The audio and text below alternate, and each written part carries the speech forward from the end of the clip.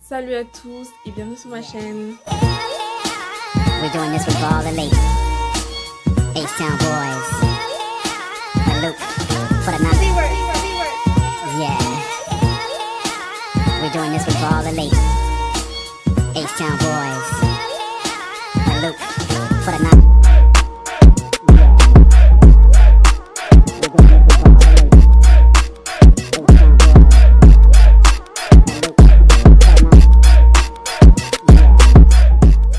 Hey tout le monde, on se retrouve pour un nouvel épisode de mon podcast What's in my mind. Alors voilou, on se retrouve aujourd'hui et j'ai deux annonces à vous faire. Première annonce, mon podcast a un nom comme vous avez pu l'entendre. Je lui ai donné un nom et c'est What's in my mind. Tout justement. Bref, juste parce que en gros, je vais raconter tout ce qu'il y a dans mon cerveau, dans ma tête, tout ce qui se trimballe. Bref, tout ce que je vais voir durant la semaine, tout ce que je vais voir les semaines passées, enfin durant le mois, bref, toutes les choses qui m'interpellent sur les réseaux sociaux, à la télévision, si je regarde des séries Netflix et que j'ai envie d'en parler. Désolée, j'ai mangé des popcorn, pardon. C'est pour ça que je fais des trucs bizarres. Deuxième annonce, les podcasts sortiront tous les dimanches soirs. J'ai pas de date parce que vu que j'ai pas la fibre, on sait jamais à quelle heure, à quel moment la vidéo sera téléchargée, tu vois. Donc on sait jamais, ça dépend si elle est longue, si elle est pas longue, ça dépend si Internet ça marche bien. Orange, franchement, je vous dis, prenez pas Orange, c'est vraiment nul. C'est éclaté au sol. Orange, c'est éclaté au sol. En tout cas, ici chez moi, c'est éclaté au sol. Donc, prenez pas Orange. Donc voilà, maintenant on va continuer. Et puis voilà, j'ai noté des petits sujets, des petits trucs. Enfin, j'ai pris des notes quoi. Pour me faire une idée, parce qu'il y a des trucs que j'ai vus il y a 2 semaines, je vais jamais me rappeler. Il y a des trucs que j'ai vus genre le week-end dernier, je vais jamais m'en rappeler, donc j'ai pris des notes. C'est un peu bizarre de lire et de dire comme ça, voilà. Déjà, est-ce qu'on peut parler d'Instagram ? Instagram, pour moi, c'est devenu un fléau monumental.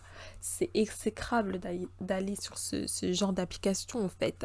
Enfin, déjà, moi, je suis pas une influenceuse. Ma vie sur Instagram, c'est vraiment... c'est n'importe quoi. Il se passe rien du tout sur Instagram pour des gens comme moi, tu vois. Alors, les influenceurs qui se plaignent de l'algorithme Instagram, comme quoi... c'est quoi l'algorithme ? On met des... Ouais, c'est des suggestions. En gros, on te met des gens que tu connais pas dans ton feed, pardon. Les popcorn. Bref, on parlait d'Instagram et de cet algorithme qui gâche la vie de tout utilisateur Instagram, spécialement moi. Vu que j'ai zéro visibilité, c'est encore pire. J'ai vraiment... Là, c'est pas zéro, là, j'ai moins 1000 de visibilité. C'est impossible de me voir sur Instagram, c'est impossible de me trouver. Tu peux pas ça, tu sais pas qui je suis, en fait. J'ai 10 j'aime sur une photo, 7 j'aime sur une autre photo. Je trouve ça absurde. Pourquoi moi, en fait ? Non, mais sérieux, parce que je mets du temps, en fait, à faire ces photos. J'ai zéro reconnaissance, quoi. Enfin, pourquoi j'ai zéro reconnaissance ? Je suis pas photogénique de base. Alors quand je poste ma photo qui est trop belle, la seule photo que j'ai trouvée parmi les 150 photos que j'ai prises, ça me soulagerait de me dire que les gens aiment. Ou sinon c'est que je suis vraiment moche quoi. Je pense vraiment que je suis éclatée au sol et que les gens me le font comprendre en ne likant pas mes photos. Parce que je vois pas autrement... Enfin... Après, moi, peut-être que c'est parce que j'ai pas d'amis aussi. C'est pour ça. Purée, je fais que tout... Why though ? Mes photos sont d'une qualité. La lumière est intacte. Le make-up est on fluke. La mélanine est on point. But I got 7 motherfucking likes. For what? What is the reason? What was the reason? What was the reason? Je comprends vraiment pas cet algorithme.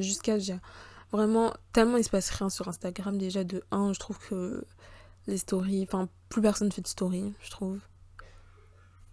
Je sais pas. Je trouve que c'est le désert, quoi. Il se passe rien. Peut-être c'est la vie des gens, il se passe rien. C'est peut-être à cause du Covid, tu vois. Vu qu'on sort plus trop, on reste un peu chez nous, on est moche à souhait comme on est chez nous et tout. Donc les gens ils postent plus. Pour ceux pour qui c'est leur travail, pardon, je trouve que c'est grave. Enfin, c'est embêtant quoi. Ils peuvent pas faire correctement leur travail si on les voit pas en fait. Ils ont pas de visibilité donc c'est grave embêtant. Mais franchement, l'ère des réseaux sociaux m'énerve vraiment. Genre j'avais envie de supprimer tous mes réseaux sociaux hier. J'ai envie de supprimer Twitter, Instagram, Snapchat. J'ai envie de tout supprimer de A à Z, surtout Instagram. Et le pire c'est que je ne peux pas supprimer mes réseaux sociaux puisque si je commence ma chaîne YouTube, je trouve que Instagram a un grand avantage à te développer au niveau des réseaux sociaux, etc. Donc pourquoi je veux supprimer? Qu'est-ce qui se passe dans ma tête? Je vous jure, j'en ai marre. On dirait la fin d'une ère, quoi. On dirait la fin des réseaux sociaux. Faudrait inventer un autre réseau social qui soit un peu plus dynamique, divertissant. Parce que non, parce que j'ai envie de supprimer genre Instagram, mais je supprime pas Instagram. Pourquoi? Parce qu'en fait j'ai envie de faire des photos et de les poster parce que j'aime bien l'idée du feed Instagram, que tu aies plusieurs photos sur une même page, etc. Moi j'aime trop ça. C'est pour ça que je garde Instagram. Même si je poste et que j'essaie de j'aime, au final je vais toujours poster parce que j'aime bien en fait. J'aime bien le faire. Tu vois, je le fais pas juste parce que je veux des j'aime. Je le fais parce que j'aime bien ma tête des fois, que j'ai envie que les gens ils voient et c'est tout. Enfin quand même, je suis pas belle tous les jours, je suis pas photogénique, quand même quoi, l'exploit quoi. Faut que je le partage aux gens quand même. Bref, la fin d'une ère, peut-être Instagram, faudra réinventer quelque chose d'autre où on puisse mettre ses photos, ses vidéos, écrire. Ah ouais, c'est Twitter ça un peu. Ouh, je sais pas qui a regardé Emily in Paris, ok, but this série m'a mis très très mal à l'aise. J'avais envie de gifler les réalisateurs et tout. Je sais pas si ça m'a vexée, genre en mode. Je me sentais vexée, mais je savais que c'était pas de moi qui parlait. C'était pas de mon type de. C'était pas ce type de français que je représente. Il parlait pas de moi. C'était pas. Les clichés ne sont pas sur moi. Je ne suis pas une française de ce type. Donc, je m'en fous. Déjà, c'est les Parisiens de 1. Et après, c'est un type de Parisien en particulier. Donc, non. La vie d'Emily in Paris, c'est un mensonge. Elle serait cool, franchement. Elle serait cool dans sa vie. Hein. La meuf, elle réussit tout. Tous les mecs qui la kiffent. Tous les mecs qui la kiffent. Oh mon dieu. Frère, la meuf, elle marche dans Paris. Genre, elle marche dans son quartier, là. Elle rencontre 3 mecs qui sont beaux de ouf. Ah, en France, il n'y a pas de mecs beaux, c'est faux. Ils sont moches. Ils sont vilains. T'auras jamais des mecs comme ça, beaux comme ça, tu vas marcher dans la rue, ils seront beaux, on dirait des mannequins, des catalogues de la Redoute, wesh. Faut arrêter. 2 secondes. On est où là? Son voisin, c'est un mannequin, wesh. Sorry, I thought this was my apartment. 5th floor? This is the 4th floor. Enfin, 2 secondes. Nos voisins, ils ont pas du tout ces têtes-là. Faut arrêter, hein. Ah non, j'étais pas d'accord. Ça, c'était vraiment un cliché. Genre, les hommes français sont trop beaux et tout. Bon, après, les hommes français, il n'y avait pas tous les hommes français représentés. Il n'y avait pas toute la France représentée. Il n'y avait pas tout Paris représenté. Il y avait plein de choses dans Emily in Paris. C'était vraiment cliché on cliché. Oui, baguette. Bisous. Enfin, en fait, j'ai envie de dire que c'est une parodie de la vie à la française, quoi. C'est tout ce que les étrangers s'imaginent de la France, de Paris en particulier, parce qu'en fait, eux, c'est pas la France, c'est Paris. Je pense qu'il y en a, ils pensent que Paris, c'est un pays, c'est même pas une ville. Parce que dès que tu leur dis, ouais, oh, tu leur dis, j'habite en France, ils vont dire, oh, you live in Paris? Ouais. Mais on va pas se mentir que la vie parisienne, elle ressemble un peu à ça. C'est rempli d'hypocrites, on le sait tous, t'as même pas besoin d'habiter à Paris, tu sais que la vie parisienne c'est rempli d'hypocrites. Après, il faisait des allusions quand même, genre on était un peu désobsédés quand même. Hein. Alors je sais pas si c'est vrai parce que moi je traîne pas avec ce genre de personnes, mais enfin quand même quoi, ça va 2 secondes. Enfin, non. Par contre, le seul truc qui m'a dérangé, c'est que la version originale, elle est pas en français. Je sais pas si c'est mon côté français très nation. Oh non, je vais pas dire ça. No, I'm not like that. Je sais pas, genre, je porte mon drapeau français, etc. Je veux qu'on parle ma langue, etc. Mais je trouve que quand même, tu fais un truc sur Paris. Pourquoi c'est pas tourné en français, justement, la version originale et les autres versions, quoi, je sais plus comment on dit. Par contre, la vie lui réussit trop, faut arrêter. On veut voir des films où on galère, comme nous on galère. C'est vrai que c'est bien de voir, de rêver, quoi. Mais j'aimerais bien voir des films où on galère pour de vrai, quoi. Genre, tu mets 4 mois à trouver un travail, à trouver un stage. Tu le trouves à la dernière minute, ton stage, limite. Enfin, montrez-nous des trucs comme ça, wesh. Y a quoi? Vous êtes bizarre. Alors, j'ai fait une découverte sur YouTube. Une découverte très marrante. J'ai découvert le Hitch français. Donc, je sais pas si vous connaissez Hitch. Le film Hitch, il est joué par Will Smith. Principe de base, peu importe quand, peu importe qui, peu importe où, n'importe quel homme peut envoûter n'importe quelle femme. Faites-moi confiance. C'est un coach mais j'arrive pas à parler aujourd'hui, je vous jure, c'est pas parce que j'ai faim, mais quand j'ai faim, je suis vraiment bizarre. En gros, Will Smith, c'est un coach en amour, c'est un coach love, comme on dit. Il aide des hommes à trouver l'amour, il leur donne des techniques de drague, etc. Et là, sur YouTube, je me baladais comme ça, j'étais dans mon lit, je regardais des vidéos YouTube, je vois en suggestion, je vois un certain Brian. Et il y avait créé un truc, enfin, en gros, c'est un truc, c'est des vidéos, en gros, qui sont dédiées pour les hommes, on va dire. Lui, il les appelle les alphas. Les alphas. Si t'es un alpha, t'as un mec bien à skip. T'as un mec, tu vois, t'en as dedans, là. Hein? Ça secoue. Je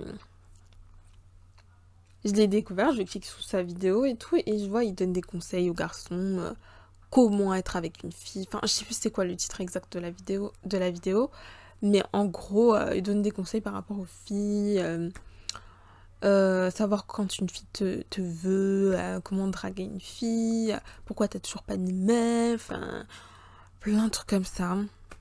Franchement, première vidéo que j'ai vue, je me suis dit, oh, c'est trop cool, il donne des conseils, et en plus, c'était véridique. En règle générale, c'est des conseils, franchement, qui s'appliquent à tout le monde, qui peuvent s'appliquer à tout le monde. Parce qu'en soi, il disait quoi? Il disait que si tu veux une meuf, faut que, en fait, tu fasses ta vie. La meuf, elle viendra. Quand tu vas faire ta vie, tu as ton travail, tu fais ton sport, enfin, tu fais tes activités, etc. Au final, la femme de ta vie, elle va venir parce qu'elle va voir que t'essayes de t'en sortir dans la vie. Bref, c'est ça en gros, mais ça s'applique à tout le monde. En règle générale, j'étais en mode ah ouais.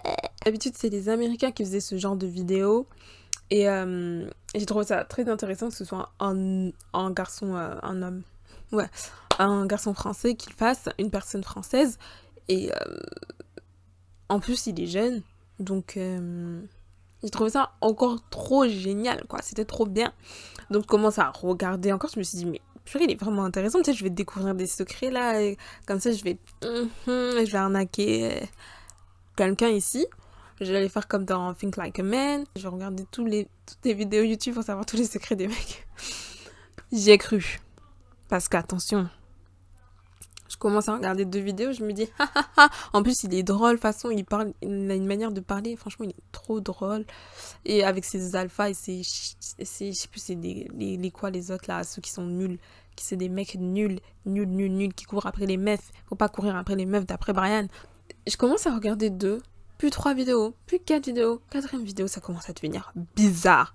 Bizarre pourquoi? Mais ça va pas ou quoi?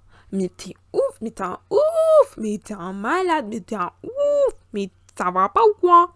Bref, en tant que fille, je me suis sentie offensée à multiples reprises en visionnant j'ai visionné au moins cette vidéo de ce youtubeur.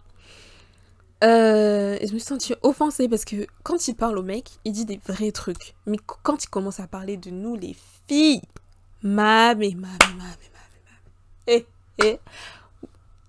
Mais pourquoi tu veux nous faire comme ça? C'est quoi ton problème? Je comprends pas au fait. Non mais... il disait ces trucs. Mais en gros, le truc, c'est que nous, les filles, on est des grosses sorcières d'après Brian. Nous, tout ce qu'on veut, c'est un mec qui ait de l'argent. On est un peu matérialiste sur les bords, mais genre de ouf. Hein. C'est vraiment genre matérialiste de ouf. Après, j'avoue qu'il y a beaucoup de filles qui veulent que leur mec ait une situation, etc. Faut pas aimer pour l'argent, faut pas aimer pour le matériel, parce que ça peut partir d'un coup, tout. Tu vas faire quoi après? T'es déjà amoureux de la personne. Ça m'a énervé d'entendre que on était des grosses sorcières qui... On veut que s'amuser avec les mecs, on a des mecs sur le côté, enfin... Tu inverses un petit peu les situations là mon gars, tu inverses un petit peu les rôles, parce que on n'a pas des mecs sur le côté, il a dit ça, il a dit on a des mecs sur le côté, si on voit un mec qui est mieux que notre mec, on va aller partir là-bas, ça c'est faux, ça c'est les moutons, c'est les vieilles filles qui font ça, c'est pas vrai, nous les filles sérieuses on fait pas des choses comme ça va pas quoi, ben non, 2 secondes chérie, calme-toi. Pourquoi quand il parle de nous, il dit des trucs vraiment du n'importe quoi, et en plus il dit pas genre non ça c'est les filles pas bien quoi, il dit ça c'est les meufs en général quoi, on est comme ça. Mais non, on n'est pas comme ça. Enfin, moi, je suis pas comme ça, en tout cas. Donc, je comprends pas pourquoi il fait une généralité, etc. Je sais pas s'il est vraiment sérieux. Mais il n'y a pas à dire des choses comme ça. Il n'y a pas à dire des choses... Calme-toi dans tes propos. Calme-toi. Ok? J'ai parti en guerre avec un youtubeur inconnu pour rien. Les garçons, si vous êtes intéressés, donnent des bons conseils, mais n'écoutez surtout pas ce qu'il dit sur les filles, c'est faux. Et vous les aurez quand il commence à parler des filles, parce qu'il dit des dingueries, mon frère. Des dingueries, franchement, c'est abusé. Bon, maintenant, on va parler de sujets un peu plus sérieux, parce qu'il se passe quand même des choses horribles dans le monde, hein.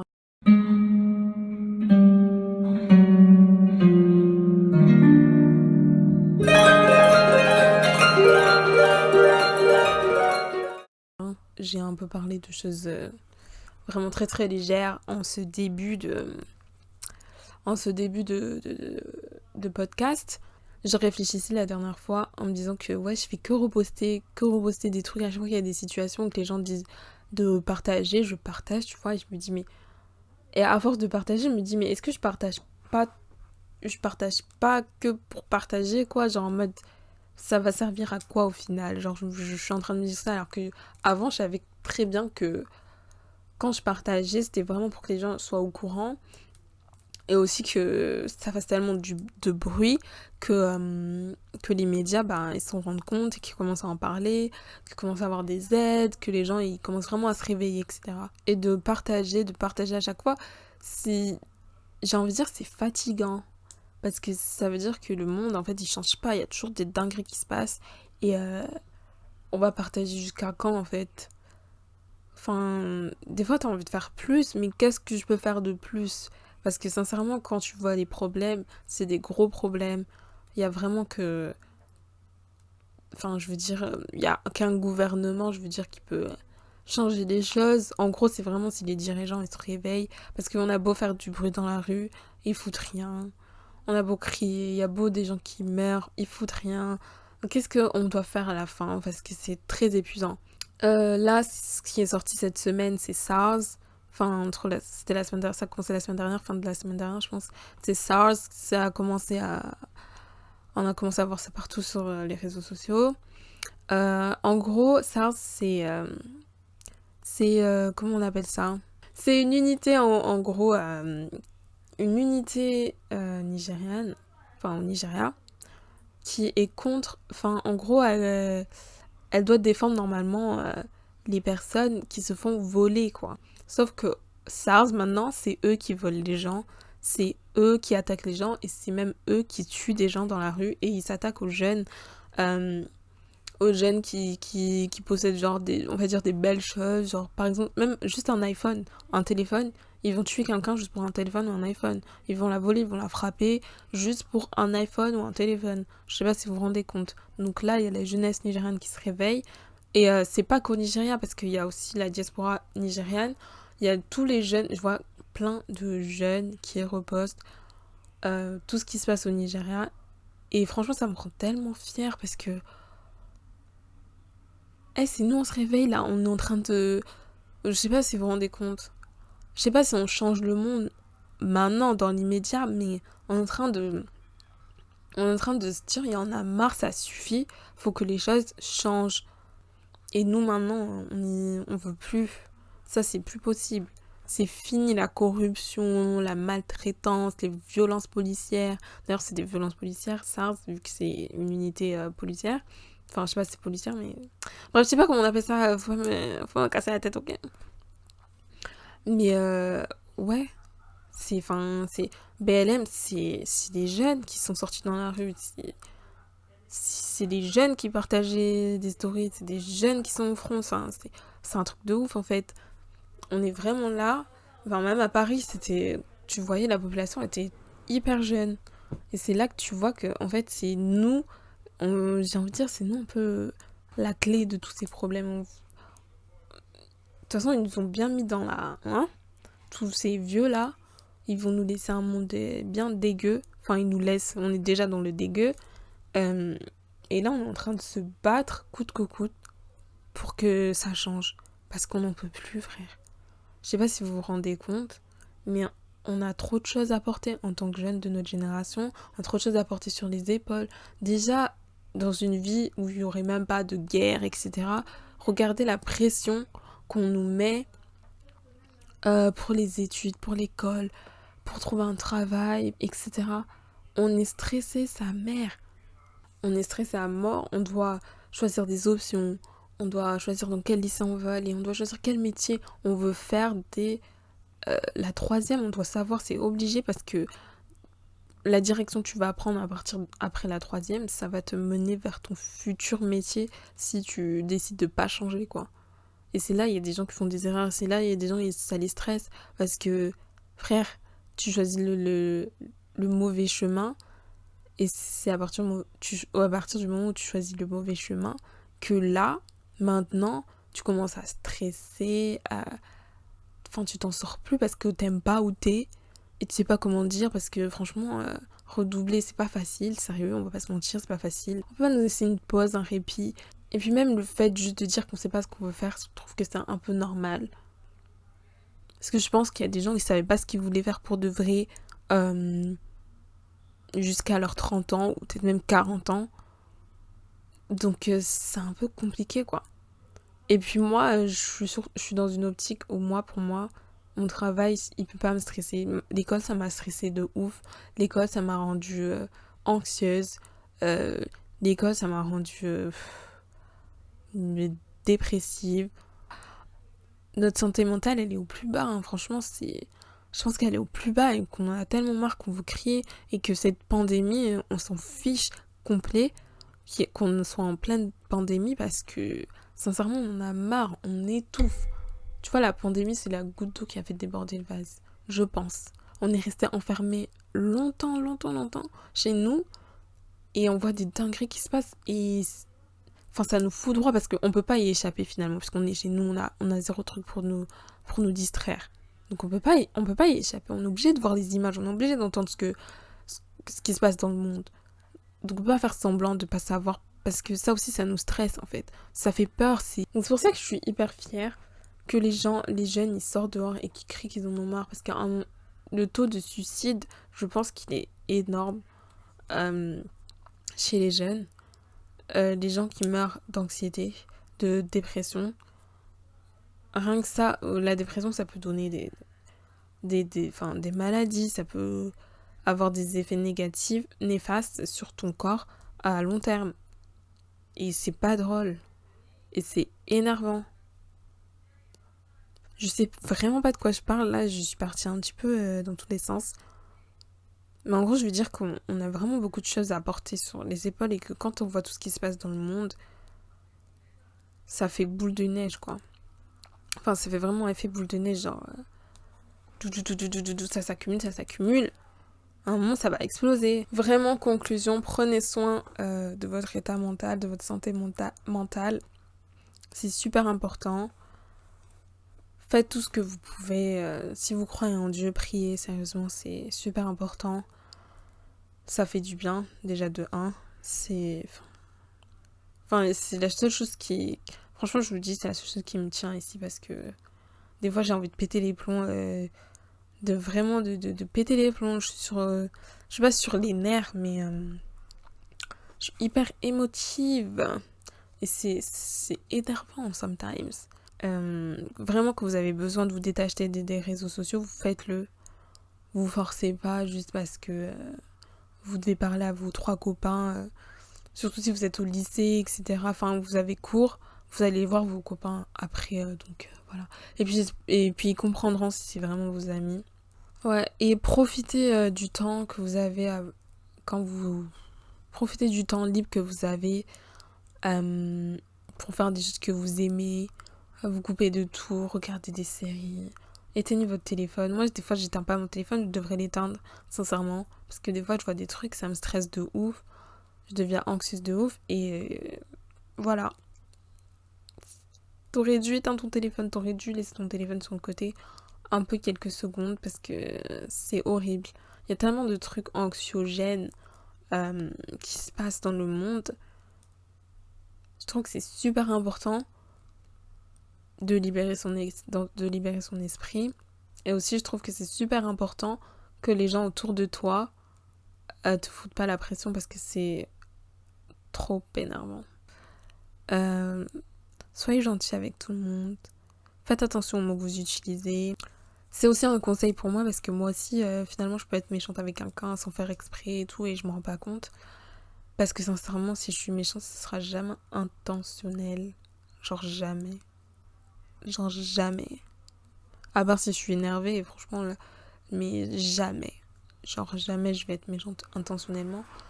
Mais c'est vrai que des fois, on fait pas exprès et on se rend pas compte que t'es pas dans la tête des gens, t'es pas dans le corps des gens. Tu sais pas ce qu'ils vivent.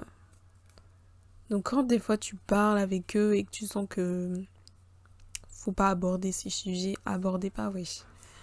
Parce que c'est énervant, parce que vous savez, la personne à qui vous lui parlez d'un de ses problèmes ou de sa situation, vous êtes là, vous lui dites faut faire ci, faut faire ça, etc.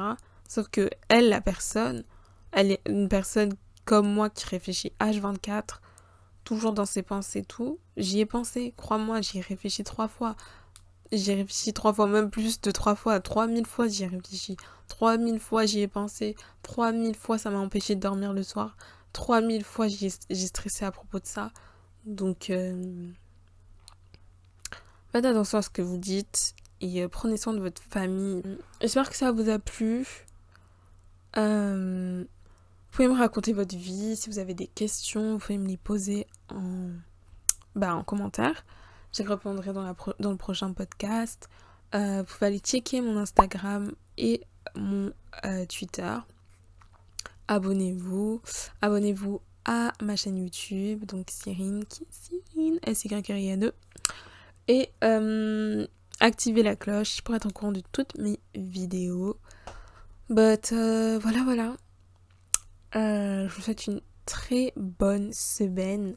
Que Dieu vous bénisse. Je vous aime. Bisous.